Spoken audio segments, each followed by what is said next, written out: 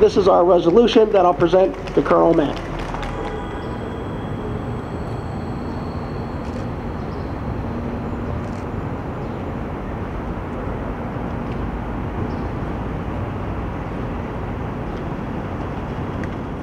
Finally, I would like to recognize Father Tom, who is very noticeable today.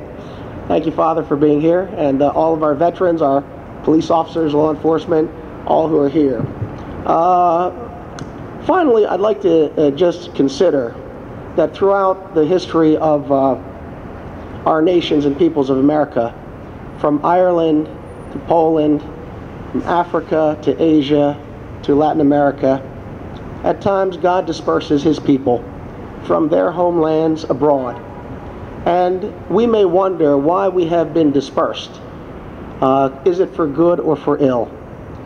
But if you consider that you now are citizens of America, and with that have the opportunity to focus on the freedoms that you so much cherish, and look back to your native lands and other peoples with sympathy and understanding. Also the peoples of our country and our cities of all natures and sorts, that surely we have an opportunity to do more good from this place as American citizens in ways we could not have done before. So with that blessing, Father, I wish you a wonderful celebration. Thank you. I would like to introduce the Honorable Mark Squilla, Councilman of 1st District.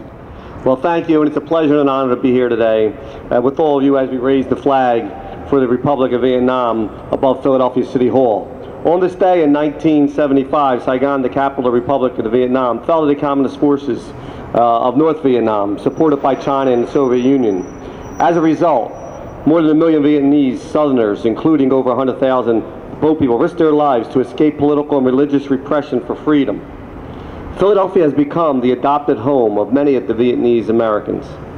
We are so happy of these immigrants among us, sharing the rich cultures and traditions of the Vietnamese heritage, which dates back over 5,000 years.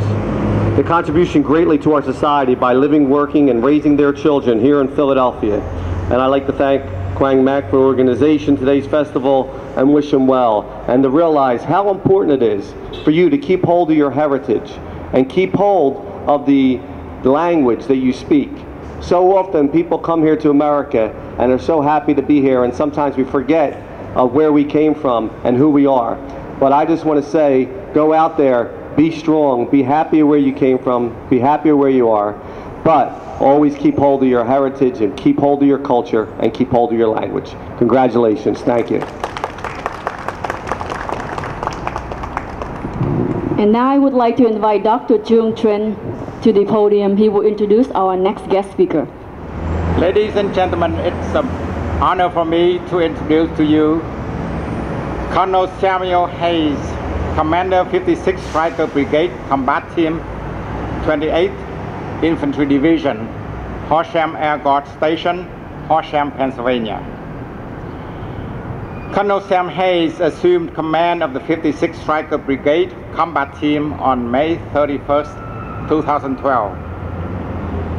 The 56th Striker Brigade Combat Team, SBCT, is one of 7 Striker Brigades in the Army, and the only SBCT in the National Guard. Colonel Sam Hayes is a native of Tyrone, Pennsylvania. He graduated from Tyrone Area High School in 1985, and then the Pennsylvania State University in 1990 with a Bachelor of Science degree in Agricultural Science. He was commissioned as a U.S. Army Second Lieutenant in the Infantry Branch. His subsequent military education has included the Infantry Officer Basic Course, the Infantry Officer Advanced Course, Armor Officer Advanced Course, the Combined Armed Service Staff School, and the Army Command and General Staff College. Colonel Hayes also earned a Master of Education from the Pennsylvania State University in 1997. Colonel Hayes' military career began in April of 1986 as an enlisted anti-armor specialist, TOW, assigned to Combat Support Company 21112 Infantry in Altoona, Pennsylvania. Upon commissioning, he was assigned as a TOW platoon leader and scout platoon leader with the 2nd 112 Infantry. In 1991, he was reassigned to the headquarters, 2nd 112 Infantry in Lewistown, Pennsylvania, serving in a number of command and staff positions, including company commander, battalion operations officer, and battalion executive officer. In 2003, Colonel Hayes deployed to Kosovo with 2nd 112 Infantry as the battalion executive officer, assigned to Multinational Brigade East KFOR 5A. Upon redeployment, Colonel Hayes was reassigned as the Deputy G3 Operations for the 28th Infantry Division. He was also detailed to the 28th ID Striker Brigade Combat Team, SBCT Transformation Team. He was responsible for the facilitation and oversight of the 56th Brigade Combat Team's transformation to the Army 6th SBCT. Colonel Hayes took command of the 21112 Infantry Striker in February 2006. Colonel Hayes commanded the battalion as it completed its transformation to a Striker battalion and deployed the battalion to Iraq. The battalion conducted combat operations Abu Ghraib, Iraq, as part of the 1st Cavalry Division, Multinational Division, Baghdad. Colonel Hayes was reassigned to Fort Indiantown Gap as the garrison commander in December 2009. In addition to commanding Fort Indiantown Gap, Colonel Hayes served on the National Guard Bureau's Training Center Advisory Council as a member of the Executive Committee. Fort Indiantown Gap is one of the Army National Guard's busiest installations, training all branches of service as well as law enforcement. Colonel Hayes' awards and decorations include the Bronze Star, Meritorious Service Medal with 2 OLCs, Army Commendation Medal with 3 OLCs, Army Achievement Medal with 2 OLCs, Iraq Campaign Medal, Kosovo Campaign Medal, and the NATO Medal. He is Ranger qualified and has earned the Combat Infantryman Badge, Parachutist, Air Assault, and Pathfinder badges. Ladies and gentlemen, once again, it's a great honor for me to introduce to you Colonel Samuel Hayes.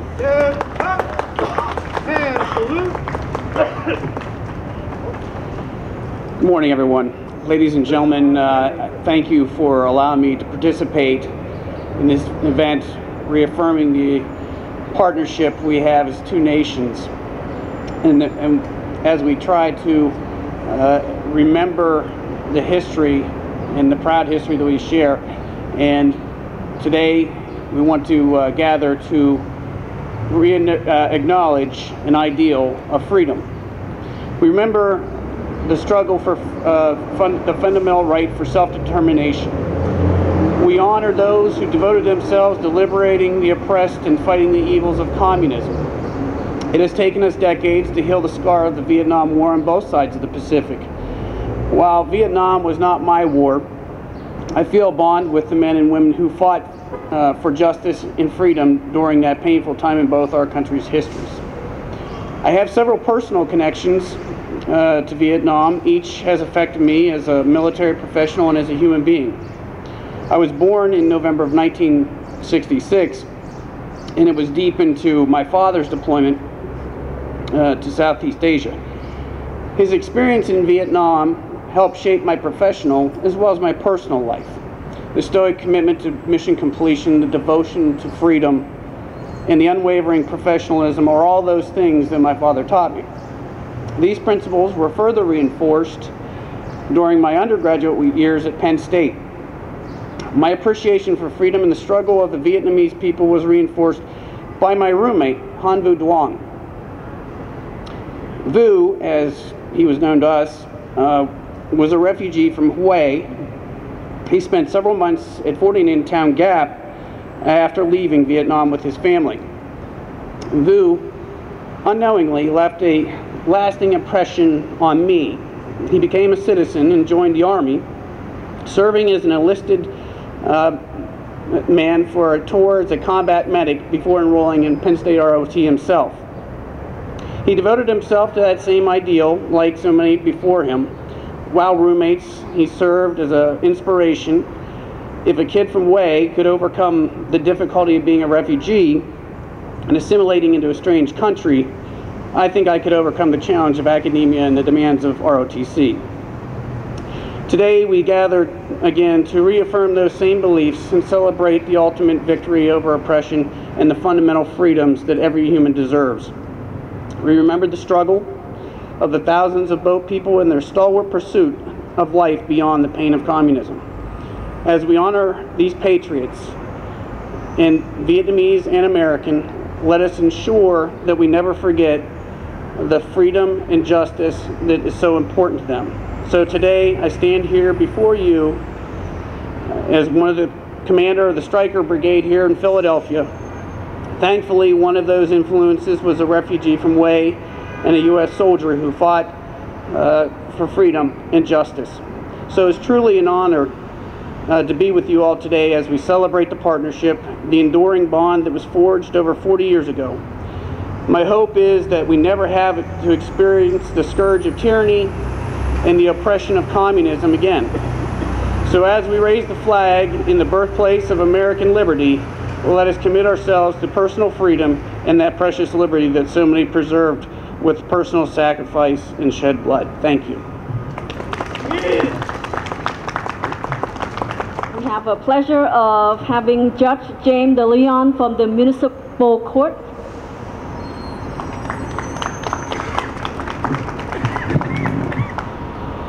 Honored guests, friends and family, there are patriots of America here today, men and women who would lay down their lives to protect this country, its citizens, and their loved ones.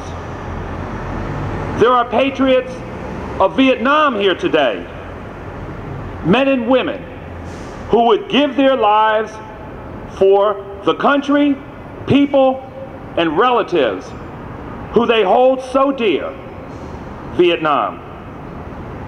These patriots have united on these hallowed grounds of Philadelphia, the birthplace of the United States, and together have stated that they stand united for freedom, united for equality, and united for justice. As we raise the Vietnamese heritage and freedom flag, let it be known that the Vietnamese people in the United States have become Americans, and we all stand together as one. Thank you. And now I would like to invite Mr. Terry Williamson, President of the Philadelphia Vietnam Veterans Memorial Fund, to the podium. He will share his thoughts. Good morning. It's a real pleasure to be here today on behalf of the board of the Philadelphia Vietnam Veterans Memorial Fund to join with the Vietnamese American community, the Allied Veterans of Pennsylvania, Vietnamese Veterans Associations, and many others in raising the Vietnamese heritage and freedom flag. In fact, I'm pleased to let you folks know that we recently approved the erection of a monument to the south side of the memorial grounds where the Vietnamese flag will be flown alongside the American flag. And we work very closely with Mr. Quang Mac and other members of the Vietnamese community, some of whom I see out here today.